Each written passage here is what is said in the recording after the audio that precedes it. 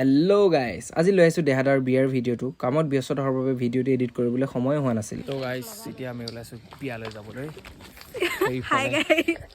mother উঠিছে গাড়ীত মই মাজতে বহো ন কেনে লৈছে কৈ দিব মোৰ আউটফিটটো গাড়ীত উঠি ল'লোঁ আৰু উঠি লৈ মা দেউতা ভণ্টি মই গোটেইকেইটাই আহিছোঁ দেহাদাৰ বিয়ালৈ বুলি আহি পালোহি দেহাদাৰ বিয়া ঘৰ গাড়ীৰ পৰা নামিলোঁ আৰু নামি লৈ চিধাই আহিছোঁ ভিতৰলৈ বুলি ভিতৰত আহি লৈ দেখিছোঁ যে পুৰা মানুহৰ জাম একদম ওলোৱা সোমোৱা কৰিবলৈ জেগা নাই তাৰপিছত আমি পালোহি দৰাৰ ওচৰত দৰা একদম পুৰা আজি হেণ্ডচাম লাগিছে দেই ভিতৰত আহিলৈ অলপমান বহি লৈছোঁ বহি লোৱাৰ পাছত ওচৰতে চলি আছে আকৌ নাচ গান মায়ে ৰখিবই নোৱাৰিলে পুৰা ডান্স মাৰি আছে